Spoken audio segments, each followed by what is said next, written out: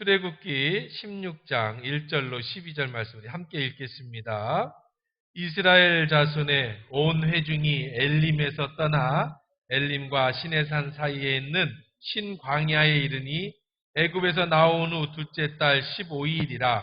이스라엘 자손 온 회중이 그 광야에서 모세와 아론을 원망하여 이스라엘 자손이 그들에게 이르되 우리가 애굽 땅에서 고기 가마 곁에 앉아 있던 때와 떡을 배불리 먹던 때와 여호와의 손에 죽었더라면 좋았을 것을 너희가 이 광야로 우리를 인도하여 내어 이 온 회중이 줄여 죽게 하는도다. 그때 여호와께서 모세에게 이르시되 보라 내가 너희를 위하여 하늘에서 양식을 비같이 내리니 백성이 나가서 일용할 것을 날마다 거둘 것이라. 이같이 하여 그들이 내 율법을 준행하나 아니하나 내가 시험하리라. 여섯째 날에 그들이 그 거둔 것을 준비할지니 날마다 거두던 것에 갑절이 되리라. 모세와 아론이 온 이스라엘 자손에게 이르되 저녁이 되면 너희가 여호와께서 너희를 애굽 땅에서 인도하여 내셨음을 알 것이요 아침에도 너희가 여호와의 영광을 보리니 이는 여호와께서 너희가 자기를 향하여 원망함을 들으셨습니다. 우리가 누구이기에 너희가 우리에게 대하여 원망하느냐? 모세가 또 이르되 여호와께서 저녁에는 너희에게 고기를 주어 먹이시고 아침에는 떡으로 배불리시리니 이는 여호와께서 자기를 향하여 너희가 원망하는 그 말씀을 들으셨습니다. 우리가 누구냐? 너희의 원망은 우리를 향함이 아니요 여호와를 향하여 함이로다. 모세가 또 아론에게 이르되 이스라엘 자손이 온 회중에게 말하기를 여호와께 가까이 나오라. 여호와께서 너희의 원망함을 들으셨느니라 하라. 아론이 이스라엘 자손의 온 회중에게 말하매 그들이 광야를 바라보니 여호와의 영광이 구름 속에서 나타나더라. 여호와께서 모세에게 말씀하여 이르시되 내가 이스라엘 자손의 원망함을 들었노라. 그들에게 말하여 이르기를 너희가 해질 때에는 고기를 먹고 아침에는 떡으로 배부르리니 내가 여호와 너희 하나님인 줄을 알리라 하라 하시니라. 아멘. 하나님 말씀이었습니다. 좋으신 하나님 고맙습니다. 이 시간에 주시는 귀한 말씀으로 은혜 받는 시간 되도록 축복하여 주옵소서. 예수님의 이름으로 기도합니다. 아멘. 전 세계에서 가장 많이 팔린 자기소개서, 자기개발책이 있습니다. 한번 좀 나이 드신 분들은 한 번쯤 들어봤을 만한 책 이름이죠. 스티브 코비 박사가 쓴 성공하는 사람의 7가지 습관이라는 책이에요. 한번 좀 띄워줄 수 있으면 띄워줘 보세요. 성공하는 사람의 7가지 습관이라는 책이 있는데요. 이 책은 나중에 스티븐 코비 박사가 이 책을 썼는데 나중에 파산을 해요. 자기가 그런 책을 쓰고 자기가 파산을 합니다. 그러면서 그가 한 유명한 말이 있죠. 나는 쓴 대로 살지 못했다. 쓴 대로 내가 쓴 대로 살았으면 부자가 되고 성공했을 텐데 쓴 대로 살지 못해서 실패했다. 그렇게 얘기합니다. 인간이 아무리 성공하고 싶어서 발버둥을 치고 노력해도 그렇게 살지 못한다는 말입니다. 사람은요, 제 아무리 열심히 자기계발서를 쓰고 노력을 해도 성공은 하나님께 달려있는 거예요. 노력하지 말라는 거 아닙니다. 노력해야 돼요. 열심히 해야 됩니다. 그러나 성공과 실패는 하나님 손에 달려져 있다는 겁니다. 노력의 결과와 성공의 결과가 하나님 앞에 달려있다는 말이죠. 그러면 우리 인간이 결론은 하나님 앞에 달려있다 하더라도 우리 인간이 성공하기 위해서 노력해야 될 중요한 건 뭘까요? 이 책에서 가장 중요하게 얘기하는 거는요, 사람에게 있어서 성공하는 데에는 중요한 습관이 있다. 습관. 성공하는 사람은 이런 습관을 가지고 있더라. 또 이런 습관을 가진 사람들이 성공하더라. 또 성공하고 싶다면 이런 습관을 가져라. 이런 거예요. 성공하는 사람들의 7가지 습관이라는 책을 썼는데 이 책을 다시 함축해서 7가지가 많잖아요. 하나만 얘기하면 가장 중요한 것 한 가지만 얘기해달라고 하면 성공하는 사람의 가장 중요한 습관은 바로 책임감이라는 거예요. 책임감. 성공한 사람들의 대부분은요, 아니 모든 사람은 책임질 줄 아는 사람이고요.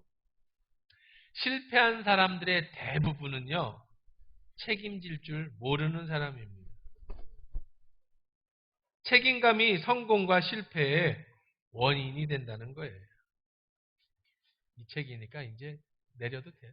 네.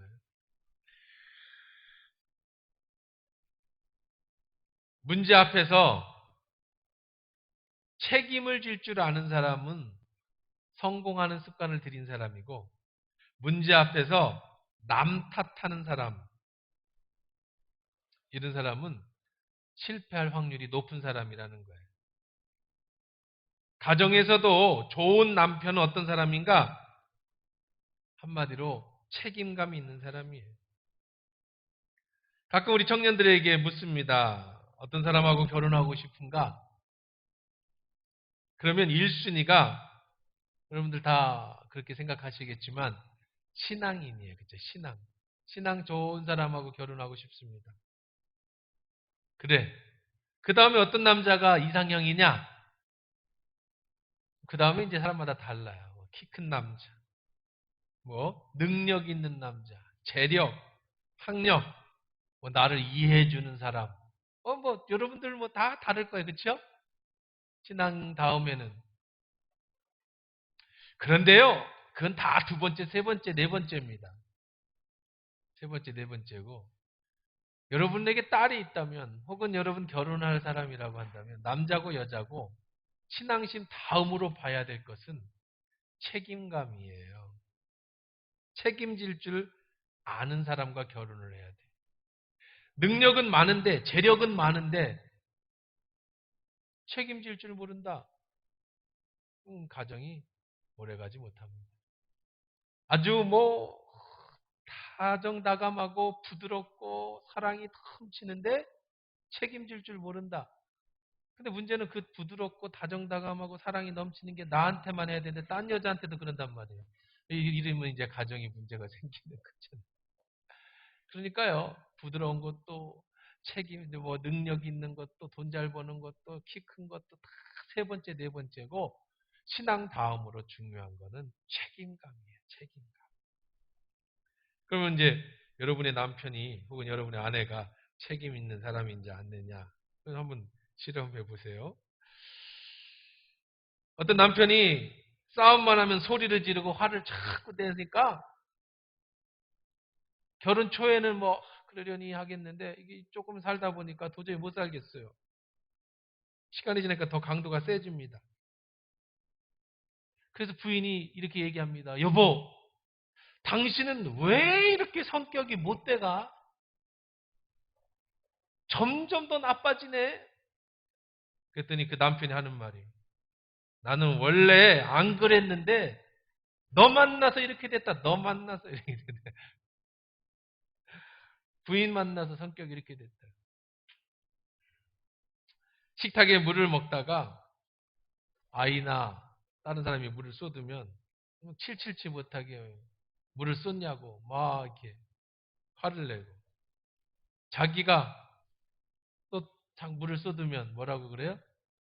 왜 물컵을 여기다 놨느냐고 이제 화를 내고 다른 사람에게 탓하고 책임을 전가하는 남자 여자도 마찬가지입니다. 그런 사람 그런 가정은 행복하지 못하고요.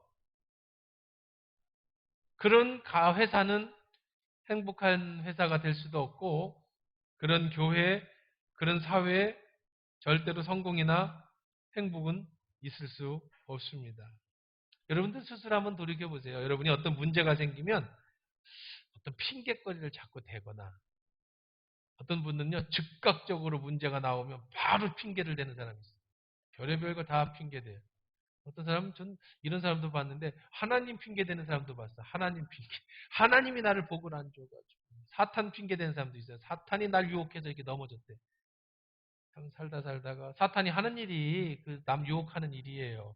그 사탄한테 핑계 대면 어떻게 해? 사탄이 하는 일이 그건데. 그 사탄이 어이가 없어. 아 그럼 내가 하는 일이 이건데 그러면 어떻게 해?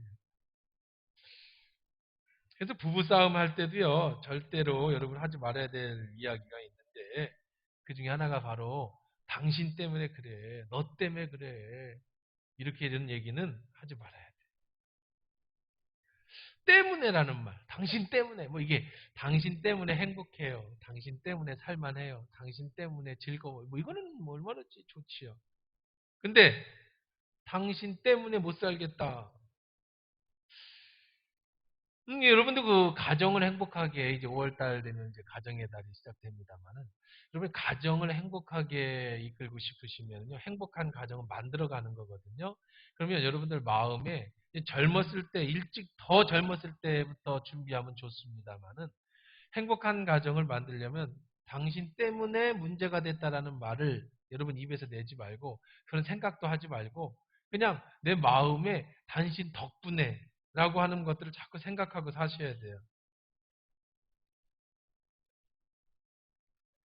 늘 좋은 부부는요, 나 때문에 내 아내가 더 행복하지 못해서 정말 미안하다.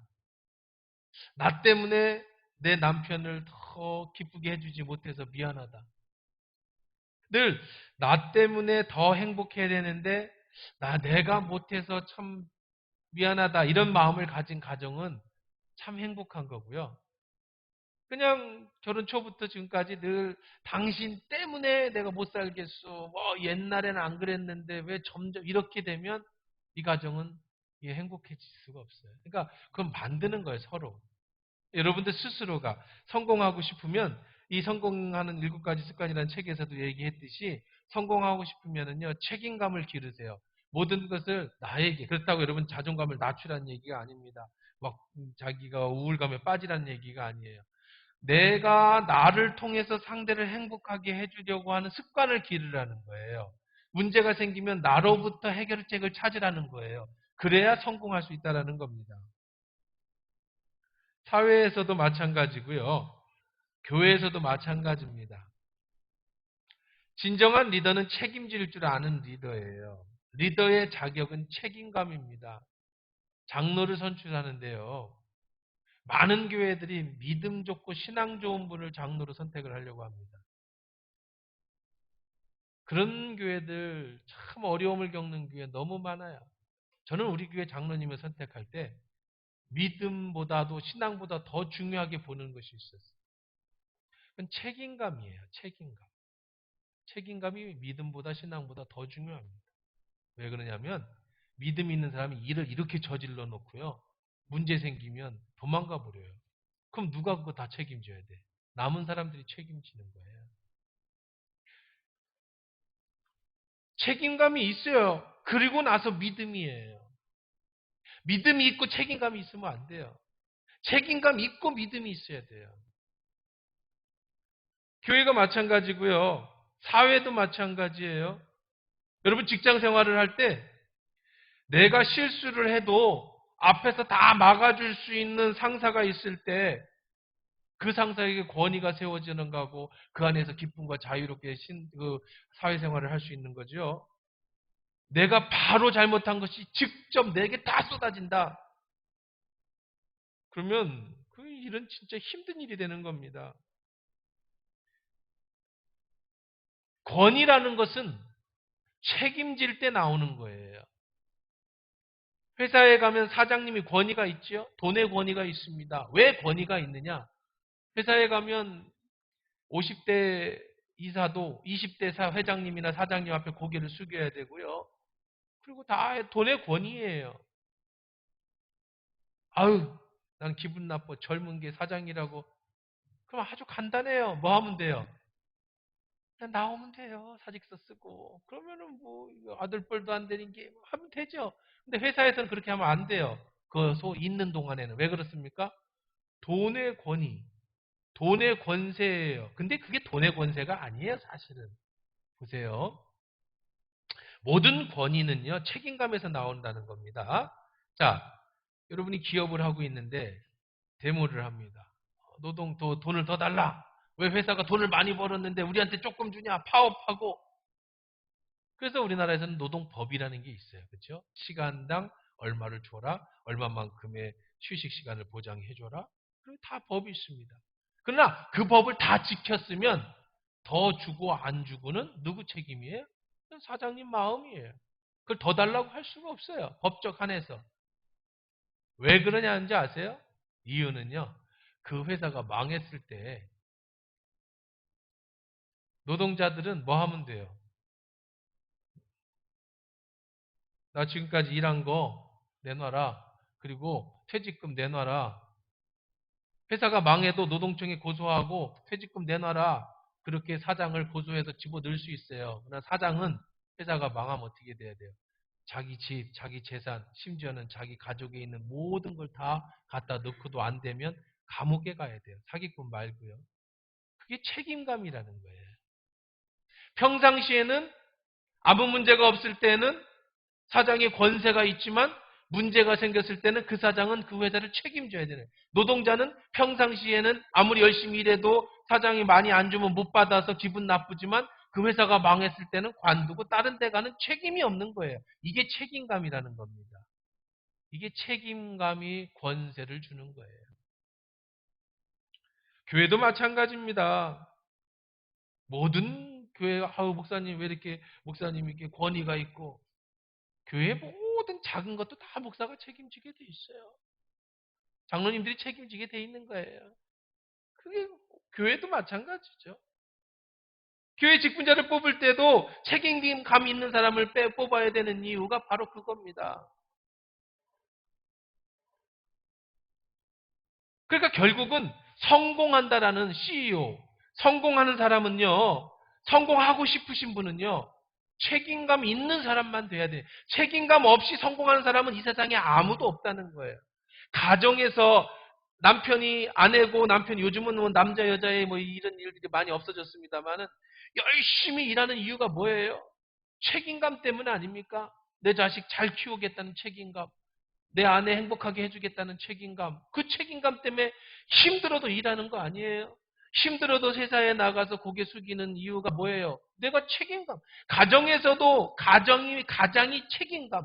회사에서도 사장에 대한 책임감. 교회에서도 목회자나 장로들에 대한 책임감. 이 책임감이 권위가 되는 거고 권세가 나오는 거죠.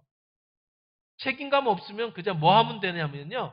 책임감 없는 사람은요. 그냥 원망하고 불평하면 돼요. 왜요? 책임질 일이 없으니까. 근데 사장이 맨날 원망하고 불평하면 그 회사 되겠습니까? 집에서 가장이 맨날 원망하고 불평하면 그 가정이 계속 유지되겠습니까? 교회에서 장로 목사가 맨날 원망하고 불평하면 그 교회가 살아남을 수 있겠습니까? 오늘 본문에는 바로 이 책임감이라는 얘기가 나옵니다. 우리 1절, 2절 한번 살펴봅시다. 1절, 2절입니다. 16장 1절, 2절 같이 시작. 이스라엘 자손의 온 회중이 엘림에서 떠나 엘림과 시내산 사이에 있는 신광야에 이르니 애굽에서 나온 후 둘째 달 15일이라 이스라엘 온 자손 온 회중이 그 광야에서 모세와 아론을 원망하여. 자, 이를 배경이 되는 본문을 봅시다. 이제 둘째 날 15일, 45일이 됐습니다. 출애굽한 지. 그 온 회중이 그 광야에서 모세와 아론을 어떻게 했다고요? 원망했다.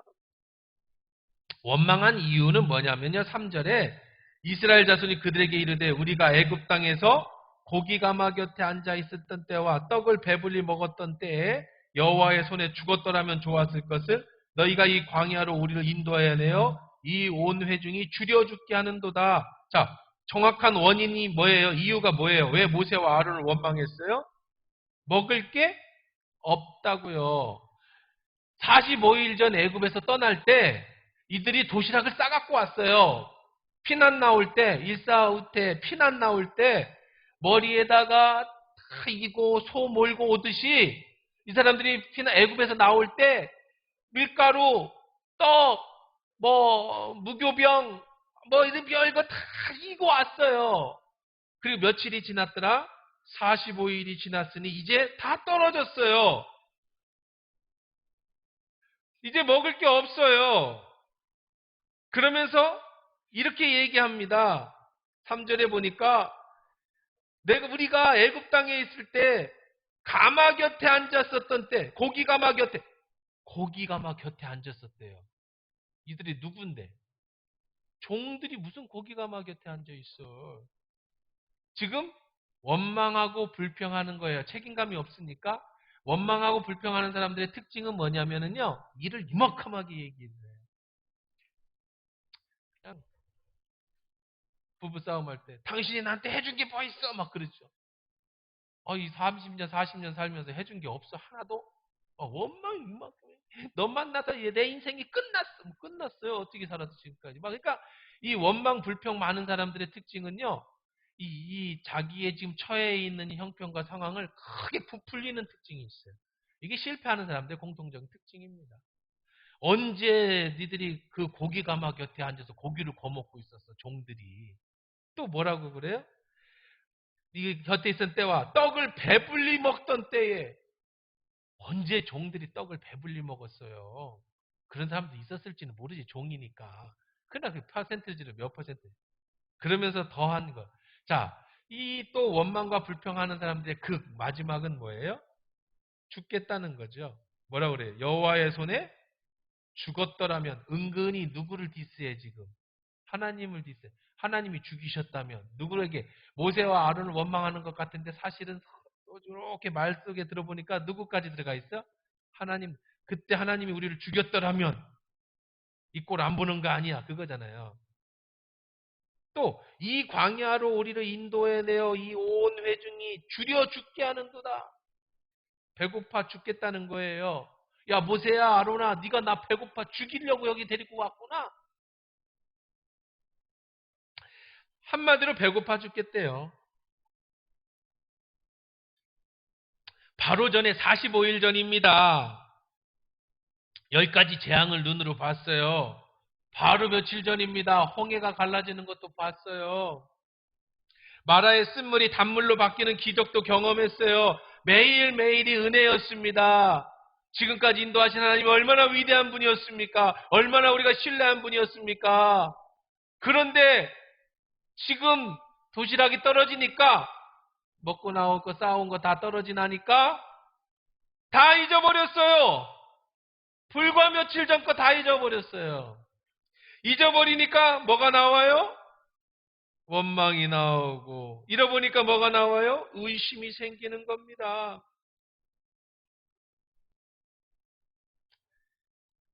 우리가 입 밖에 절대 내지 말아야 될 게 있어요. 여러분 오늘 약속하세요. 여러분 스스로하고 약속하세요. 너는 절대로 내 입 밖에 내지 말아야 될 게 있다. 그게 뭐예요? 죽겠다라고 하는 거예요. 죽겠다. 오늘 3절에 두 번이나 나오잖아요. 여호와께서 우리를 죽였더라면. 그리고 마지막에 네가 우리를 죽여 죽게 하는구나. 이 죽겠다라는 말 조심. 절대 죽겠다라는 말 하지 마세요. 책임감 없는 사람이 하는 대표적인 말, 절대로 하지 말아야 될 말이 바로 죽겠다는 거예요. 근데 이 습관적으로 죽겠다는 말을 해요. 배고파 죽겠다. 아우 배고파 죽겠네. 더워 죽겠다. 야 선풍기 좀 틀어라. 나쁜 데만 쓰는 줄 알았더니 아유 웃겨 죽겠네. 아유 좋아 죽겠다. 좋아 죽겠. 재밌어도 죽고 웃겨도 죽고 좋아도 죽고 배고파도 죽고 더워도 죽고. 어떤 분은 또 살겄네 살겄네 그래서 습관적. 아이고 살겄네. 그것이 훨씬 나 죽겠네보다 살겄네가 훨씬 나겠죠. 이들은요 이렇게 얘기를 습관적으로 죽겠다 하던 1세대들은 다 죽었어요. 여호수아 갈렙 외에는 아무도 가나안에 못 들어갔습니다. 다 죽었어요. 왜요? 말대로 됐어요. 습관에 대한 말씀을 드렸죠. 사람이 잘 되고 못 되는 것이 성공하는 것과 실패하는 것이 습관에 있다고 말씀드렸지 않습니까? 이 죽겠다라는 말을 습관적으로 뱉으면 죽어요. 아둥바둥 살아야죠. 요즘 코로나19로 인해서 전 세계에 오늘 날짜로 뉴스를 아침 브리핑을 보니까 20만 명이 죽었대요. 20만 명이 죽었대. 20만 명. 더 놀라운 건 지난 보름 동안에 10만 명이 죽었답니다. 앞으로 보름 안에 또 10만 명이 죽을 거예요. 아마 어떻게 될까요? 몇십만이나 죽어야 끝날까요? 20만 명. 근데 이제 한국은 하나님 은혜로 또 방역 당국이 철저하게 또 잘하고 국민들이 잘 도와주셔서 이제 잠잠해져서 하루에 10명 이하의 확진자가 나오고 한 사람도 죽지 않은 게 벌써 3일째입니다. 뭐 오늘 모르겠어요. 지난 이틀 동안 한 사람도 죽지 않았어요. 전 세계 20만 명 죽는 동안에 우리는 불과 얼마 죽지 않았습니다. 그런데요, 코로나보다 더 무서운 질병이 있는데 이 질병은 하루 평균 40명씩 죽습니다. 우리나라에서 이 질병에 걸려서 하루에 40명씩 죽어요. 그 병의 이름이 자살이에요. 자살. 우리나라에서 사망 1위가 교통사고가 아니라 자살인 거 아세요? 지금처럼 힘들 때 사람들은 죽음을 선택합니다. 그렇게 생각합니다. 죽지 못해서 실행에 옮기지 못해서 사는 사람은 훨씬 많죠. 절대로. 왜 죽을까요? 왜 사람들이 스스로 목숨을 끊을까요? 이유는요, 딱 하나입니다. 자살하는 이유는, 스스로 목숨을 끊는 이유는 딱 하나예요. 원인은요, 소망이 없어서예요. 소망이. 희망이 없어서. 희망이 없어요. 이 고통을 이길 능력이 없어요. 내가 지금 죽지 않았지만 죽을 것 같을 때 사람들은 이 절망을 선택하는 겁니다. 예를 들어서 어떤 여자를 사랑했는데 이 여자가 헤어졌어요. 나를 버렸어요. 이 여자 없이는 내 인생 살 수 없을 것 같아요. 이 여자가 없는 인생은 아무 의미가 없어요. 소망이 없어요. 죽어요. 평생 나는 돈 벌어서 이거 갖고 가족들 먹여 살리고 돈이 나의 삶의 전부였는데 사업이 쫄딱 망했어요. 빚만 많이 늘었어요. 이렇게 사느니 나는 살 희망이 없어요. 그래서 죽어요. 병이 걸렸는데 이거는 도저히 못 고치는 병입니다. 하루하루가 정말 고통 속에 있어요. 이럴 바에는 그냥 죽자. 그래서 죽어요. 이렇게 사람은요, 소망이 없으면 죽는 거예요. 근데 죽기 전에는 항상 입으로 먼저 죽겠다는 얘기가 나오지요. 그래서 우리는 죽음을 선택하지 말고 희망을 선택하라는 거예요. 왜? 죽겠다, 죽겠다 하면 정말 죽으니까. 그래서 우리는 다시 희망을 노래해야 합니다. 지난주는 제가 설교 본문을 잡고 제목을 잡는데 너무 괴로웠다고 그랬잖아요. 이번 주는 너무 쉬웠어요. 새벽 기도 때 기도하면서 하나님이 주신 말씀의 제목, 오늘 7번째입니다. 그래도 우리는 희망을 노래하자. 그래도 우리는 희망을 노래하자.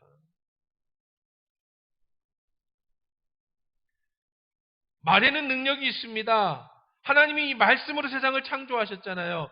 요한복음 1장 1절에 태초에 말씀이 계시니라. 이 말씀이 하나님과 함께 계셨으니 이 말씀은 곧 하나님이시라. 예수님이 병자를 치료할 때도 대부분 다 말씀으로 치료하셨습니다. 이 시간에 여러분에게 말씀을 전할 때도 제 말에서 여러분에게 말씀을 전합니다. 말에는 능력이 있습니다. 말에는 권능이 있습니다. 아담이 입으로 말하는 것이 그 이름이 되었습니다. 우리는 긍정적인 말을 해야 돼요. 이스라엘 사람들은 실패했습니다. 왜 실패했어요? 그들은 죽겠다고 얘기를 하니까요. 줄여 죽는다, 죽겠다, 배고파 죽겠다. 그런데요, 이들이 이렇게 말할 때 그들이 음식이 떨어진 게 아니에요.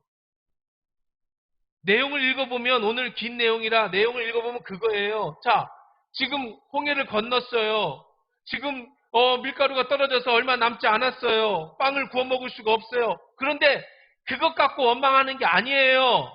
앞을 보니까 희망이 없더라는 거예요. 그래서 죽겠다는 거예요. 희망이 없더라는 거예요.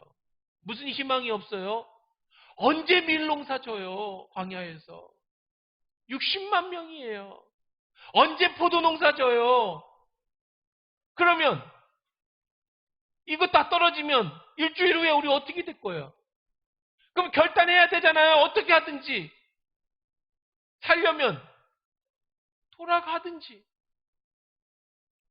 돌아가자니 홍해가 가로막혔어요. 앞으로 가자니 무슨 희망이 있어요? 그러니까 죽겠다는 말이 입에서 나온 거예요. 요즘 코로나19 뉴스를 보면서 두려운 얘기들 뿐입니다. 이제 2분기 우리나라 경제가 세계 경제도 그렇고 어려워질 것이 분명합니다. 오일이 세계가 움직여야 기름을 뗄 거 아니에요. 세계 경기가 다 떨어지니까 오일이 마이너스, 이제 기름 배에다 싣는 값을 줘야 싣고 간다는 거예요. 왜냐하면 산유국이 계속 기름을 깨내는데 쌓아놓을 곳이 없잖아요. 빨리 빼야 되잖아요. 근데 안 사간단 말이에요, 아무도. 그러니까 기름 실어주는 값을 주고 보낸다, 마이너스가 됐어요. 요즘 다시 조금씩 회복되긴 합니다만은. 앞으로 암담합니다. 어떻게 살아야 합니까? 지금 소상공인들 매출이 10분의 1로 뚝 떨어졌어요. 지금 월세도 못 내게 생겼어요. 이제 앞으로 어떻게 할 거야? 지금은 그래도 어떻게 해보는데.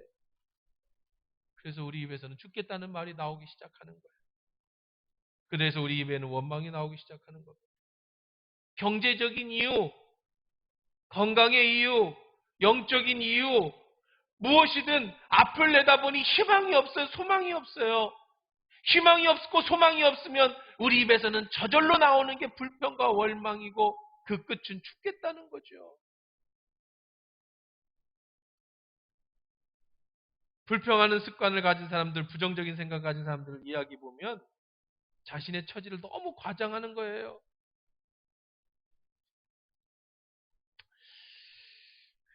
그때 지도자와 백성이 갈립니다. 모세는 지도자입니다. 모세는 아까도 얘기했지만 남을 탓하지 않습니다. 이들이 모세를 원망하면 모세가 하나님을 원망해야 되는데 모세는 하나님 원망하지 않습니다. 백성들을 원망하지 않습니다. 그것은 바로 모세가 지도자, 리더이기 때문이에요. 책임감 있는 사람이기 때문에 그렇습니다. 우리 4절 한번 읽어봅시다. 자, 시작. 그때 여호와께서 모세에게 이르시되 보라 내가 너희를 위하여 하늘에서 양식을 비같이 내리니 백성이 나가서 이동할 것을 날마다 거둘 것이다. 이같이 하여 그들이 내 율법을 준행하나 아니하나 내가 시험. 모세는 원망하지 않습니다. 모세는 불평하지 않습니다. 모세는 기도합니다. 그랬더니 예수님 하나님이 가르쳐 주십니다. 어떻게 문제를 해결해 주겠다. 미리 가르쳐 주세요. 하늘에서 아예 떡을 구워가지고 먹을 떡을 내려주겠다. 고기 먹고 싶다고 고기 가마에서 그렇게 살았다고 네가 계속해서 고기를 먹을 수 있도록 메추라기를 보내서 먹게 해주겠다. 지금 너희들이 이 앞에 있는 것은 뭐다고요? 시험이라는 거예요. 시험. 무슨 시험? 희망이 없는 그 상황에서 그래도 희망을 노래할 건지 아니면 원망과 좌절 속에 절망하고 낙심하고 죽는다고 이야기할 건지를 하나님 뭐하고 계신다고요? 시험하고 있다는 거예요. 신명기 8장 2절 3절 우리가 지금 새벽마다 이 신명기 말씀을 보고 있습니다. 그때 이 사실을 모세가 회고하면서 이렇게 합니다. 내 하나님 여호와께서 이 40년 동안 내가 광야에서 길을 걷게 하신 것을 기억하라. 이는 너를 낮추며 너를 시험하사 내 마음이 어떤지 그 명령을 지키는지 않는지를 알려 하십니다. 너를 낮추시며 너를 줄이게 하시며 또 너도 알지 못하던 내 조상들도 알지 못하던 만나를 내게 먹이신 것은 사람이 떡으로만 사는 것이 아니요 여호와 입에서 나오는 모든 말씀으로 사는 줄을 내가 알게 하려 하심이니라. 하나님이 지금 이스라엘 백성을 뭐하고 계셔요? 시험하고 있어요. 앞이 깜깜합니다. 희망이 없어요. 언제 농사 짓습니까? 언제 포도농사, 언제 고기, 언제 양을 키워서 잡아먹습니까? 그럴 때 원망하는지 불평하는지 아니면 믿음으로 오직 하나님은 양식이 아닌 하나님의 말씀으로 떡으로만 사는 것이 아니라 정말 하나님의 말씀을 믿는 믿음으로 사는 것지를 시험해 보겠다. 우리는 그 시험대 앞에 있습니다. 이 어려운 코로나19의 현재 우리나라의 상황, 교계의 상황, 그리고 여러분의 가정의 상황 속에서 낙심할 사람과 절망할 사람, 죽겠다고 하는 사람과 그래도 희망을 노래하는 사람을 하나님은 지금 시험하고 계시다는 거예요. 지난주에 말씀을 전했습니다. 이제 코로나19 이후 한국교회가 30% 이상이 안 나가 가난한 성도가 될 것이다. 답답한 한 주를 보내면서 새벽 기도 때 하나님 앞에 말씀을 하고 있는데, 말씀을 기다리는데, 오늘 제목, 그래도 희망을 노래하라. 이것을 알고 있는 것만으로, 나를 의지하는 것만으로도 그것이 희망이다. 한국교회 위기를 알고 기도하는 것, 그것이 희망이다. 진짜 위기는 알지 못하고 대처하지 못하고 넘어지는 것이 위기이고, 네, 그렇습니다. 위기가 분명합니다.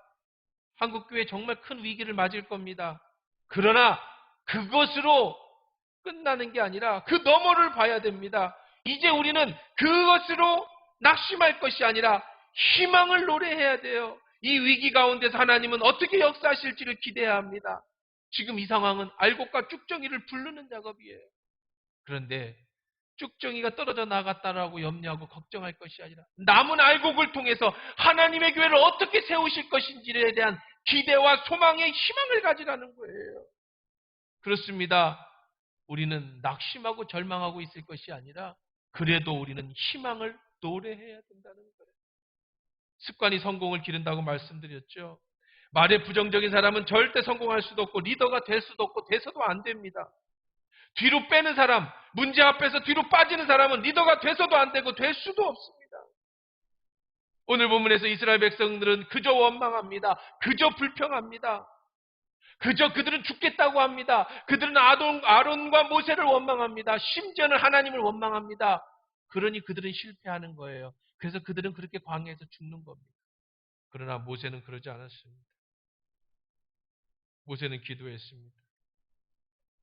바로 앞에 이스라엘 백성들이 무리바에서 원망할 때도 15장 25절에 보면 모세가 여호와께 부르짖었더니 모세는 항상 문제 앞에서 기도합니다. 부르짖습니다. 하나님은 모세에게 말씀하십니다. 내가 너희를 위하여 하늘에서 양식을 비같이 내려줄 것이다. 하나님은 다 계획이 있으세요. 걱정하지 마시기를 주의 이름으로 축원합니다. 코로나19 이후에 하나님은 우리 하나교회를 향한 계획, 이 한국교회를 향한 계획, 코로나19 이후 여러분의 가정의 한 명 한 명에 대한 사업과 직장과 여러분의 삶에 대한 계획, 하나님은 다 갖고 계셔요. 여러분이 희망을 노래할 건지 아니면 원망과 불평에 죽는다고 좌절할 것인지를 시험하고 계신 그런 중간에 있습니다. 여러분의 직장, 사업, 자녀, 앞으로의 삶, 영원한 천국에 이르기까지 하나님은 다 계획을 가지고 계신다고. 어느 누가 하늘에서 먹을 것이 떨어질 거라고 상상이나 했겠어요. 어느 누가 먹을 고기가 하늘에서 날아올 것이라고 상상했겠어요. 사방이 막혔어요. 하나님은 하늘에서 먹을 것을 쏟아 부어주시는 분이신 줄 믿습니다. 분명히 위기입니다. 영적인 위기입니다. 교회 위기입니다. 개인적 위기입니다.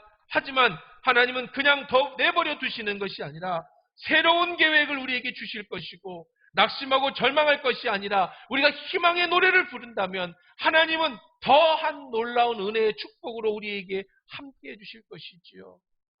하나님을 신뢰하지 못하는 이스라엘 백성에게는 위기였고 근심이었고 불평이었지만 하나님을 신뢰하는 모세에게는 어떤 것도 문제가 되지 않을 뿐 아니라 하나님의 확신을 얻는 귀한 시간이었다는 거죠.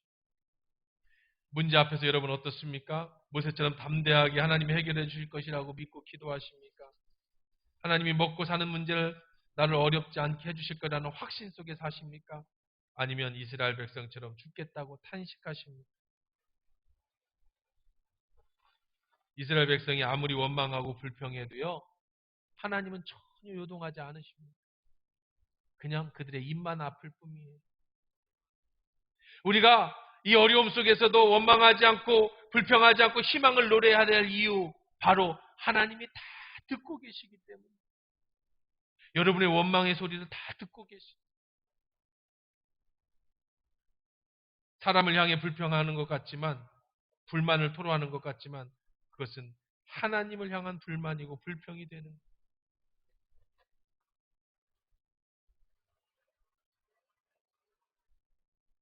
구절 한번 읽어봅니다.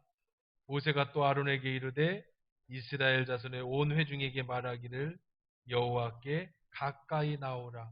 여호와께서 너희의 원망함을 들으셨느니. 하나님은 기도만 들으시는 게 아니라 여러분의 원망과 불평의 소리도 들으신다는 거예요. 여러분이 모세에게 아론에게 원망하고 불평한 것 같았는데 하나님은 그것이 하나님께 원망하고 불평한다라는 것을 들으셨다라는 거예요. 그러니 여러분 절대 원망하시면 안 돼요. 절대로 불평하시면 안 되는 거예요. 12절에도 내가 이스라엘 자손의 원망함을 들었노라. 그들에게 말하여 이르기를 너희가 해질 때 고기를 먹고 아침에 눈 떡으로 배부르니 내가 여호와 너희 하나님인 줄을 알리라. 네 원망이 얼마나 어리석은 것인지를 조금 있으면 네가 알게 될 것이다.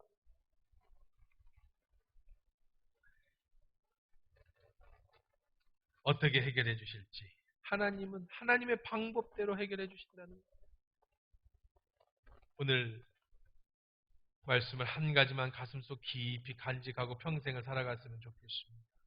바로 항상 긍정적으로 생각하자. 절대로 내 입으로 부정적이고 원망하는 얘기를 하지 말자. 이것만 가슴에 깊이 가지고 살아가신다고 해도 여러분의 가정, 직장, 사업, 교회 놀라운 변화가 있을 것입니다. 하나님이 책임져 주시는 놀라운 은혜를 여러분의 삶 속에서 경험하시게 될 것입니다. 습관이 성공을 가져다 준다고 말씀드렸습니다. 지금부터 오늘부터 어떤 어려움이 와도 항상 긍정적인 습관을 들이십시오. 아무리 어려워도 죽겠다는 말은 절대 내 입에서 내지 마시고 할 수 있다 하면 되자. 하나님은 내 편이다. 그렇게 말씀하시고요. 누구 때문에 못 살겠다. 누구 때문에 내가 이렇게 됐다라는 원망 섞인 얘기 절대로 전가하지 마시고요. 그저 모든 일에 내가 책임지는 사람들에게 해달라고. 하나님이 나와 함께 하시면 모든 일을 할 수 있다고.